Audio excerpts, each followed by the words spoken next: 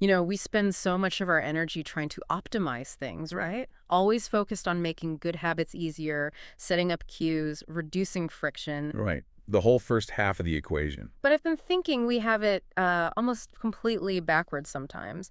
What if the real power move isn't making good habits easy, but making the bad habits really hard? That's it. That's exactly where the leverage is. I mean, it's what some people call the inversion of the third law of behavior change. Simply make it difficult. Because you just can't count on willpower showing up when you need it. Never. You have to lock yourself in. You have to make the decision before that moment of weakness hits. And it's this fascinating internal battle we're always fighting, isn't it? There's the rationale you who, buys the healthy groceries, and then there's the impulsive you at 9 p.m. who just wants to eat the entire bag of chips. Exactly. Psychologists have a term for it, temporal discounting. We just value immediate pleasure so much more than some distant future benefit. Our present self is constantly betraying our future self. So you need some kind of bridge, a mechanism to connect the two. And that's what we call a commitment device. It's the bridge. Okay, let's unpack that. Okay. A commitment device it's like preloading a decision. You make a choice now while you're feeling strong and rational. A choice that literally controls your future actions. It binds you to the good path before temptation even gets a look in. You are strategically taking a bad option completely off the table. Right. And the most dramatic and frankly kind of amazing example of this has to be Victor Hugo. Oh, with the Hunchback of Notre Dame? Yeah, he had this massive deadline, a huge contract, and he was just drowning in procrastination. Completely. This was back in 1830. He was socializing, entertaining guests, anything but writing. The book had to be done by February 1831, and he knew his environment was just feeding his worst habits. So what did he do? He created this forced scarcity. He told his assistant to take all of his clothes, Everything. His suits, his shirts, his outdoor coats. He had them locked away in a giant chest. leaving him with what? Just one single, huge, sort of shapeless gray shawl. Think about that. With nothing proper to wear, he couldn't go out, he couldn't socialize, he literally couldn't leave the house. He was trapped. He forced himself to stay inside and just write like a maniac all through that fall and winter. It's the ultimate lock-in. He didn't just tell himself to write, he made the alternative, going out and getting distracted, physically impossible. And the result? The Hunchback of Notre Dame was published 2 weeks early. It's incredible. And the key is that he didn't try to find more willpower. No, he made willpower totally unnecessary. He just increased the friction for the bad habit until it was, almost impossible to do. Which is why we need these things. We are great planners. We all are. We make the plan on Monday to eat better or save money, but then Tuesday evening comes around. And that motivated Monday morning person is nowhere to be found. That's the conflict. And a commitment device just sidesteps it entirely. You use your good intentions when they're strong to protect yourself for when they're weak. Okay, so locking up my clothes feels a bit extreme if I'm just trying to, say, avoid scrolling on my phone or eating a second brownie. Right. A bit dramatic. So how do we apply that same idea of friction in, small, modern ways? It's all about building small walls around bad decisions. So if you struggle with portion control, don't buy the giant family-size bag of chips. Buy the individual packages. Because the friction of having to open a whole separate bag is just enough to make you pause? Often, yeah. Whereas just reaching back into one big bag is effortless. I've heard of something called the waiter trick, which seems to fit this perfectly. It's a classic example. When you're at a restaurant, you ask the waiter to box up half your meal to go before they even bring it to the table. Because if you wait until that huge plate of pasta is sitting right in front of you, Your good intentions are gone. You'll tell yourself, I'll just eat half, but you won't. If you make the decision at the ordering stage, though, the choice is already made for you. Willpower never even has to enter the fight. and we can use tech for this too, right? I remember Nir Eyal had this really simple hack with an outlet timer. Yes, the timer on the internet router.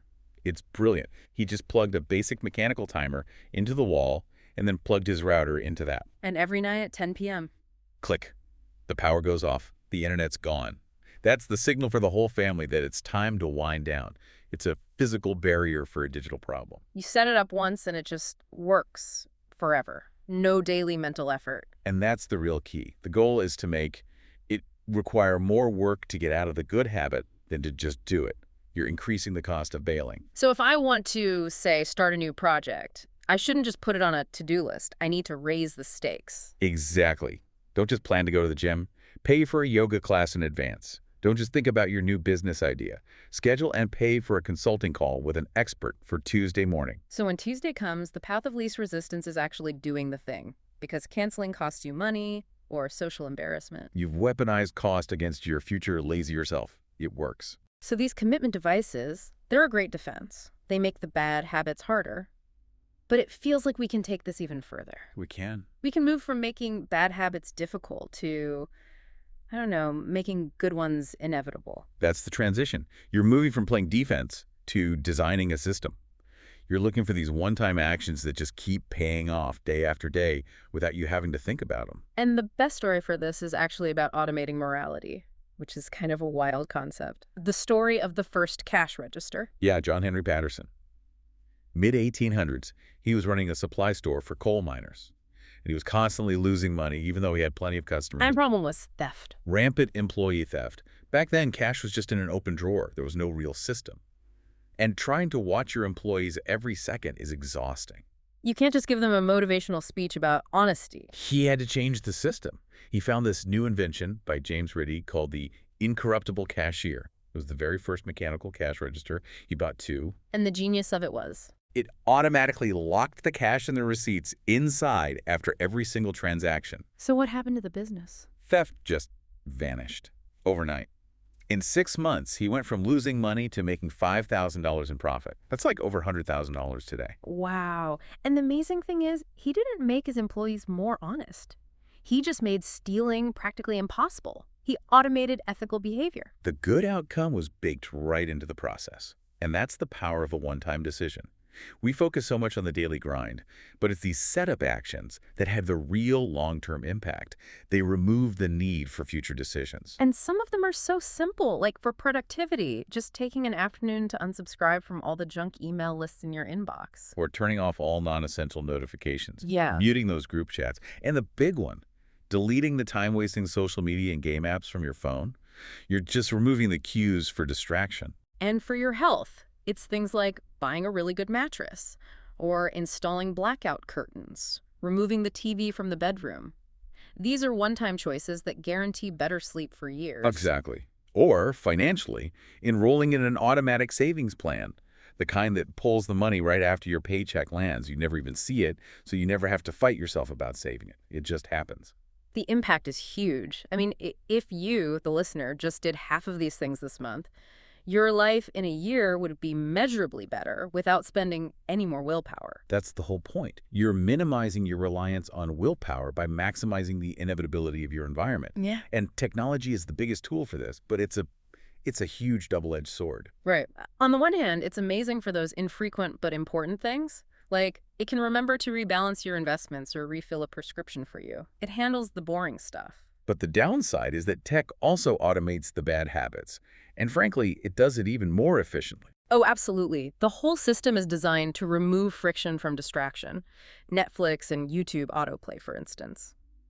You have to actively choose to stop watching. The default is just to keep going. And food delivery apps. You can act on the tiniest whim of hunger without even getting up. That makes the harder choice, actually cooking something, even harder. And all that zero-effort distraction adds up. The average person spends, over 2 hours a day on social media? That's 600 hours a year.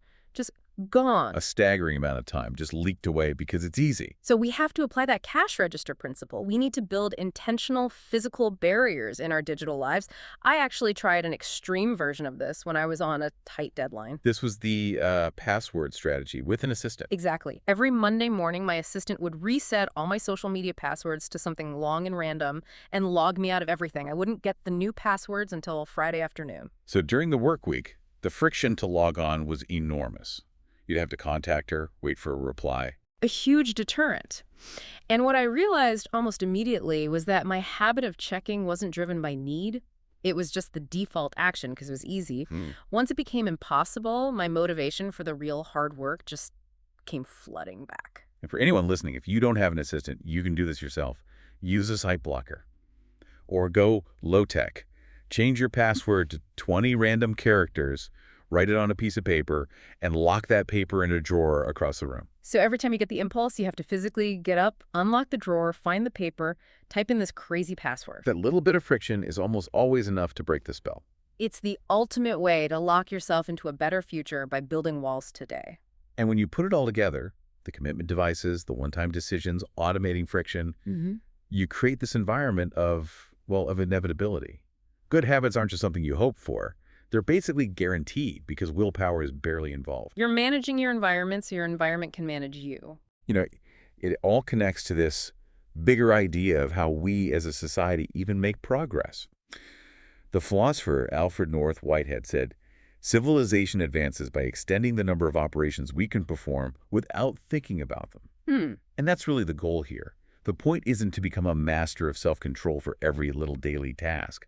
The point is to hand all that routine stuff over to your systems in your environment. Yeah. Free up your mental energy for the next challenge. For the things that machines can't do for you yet, that's where the real growth happens.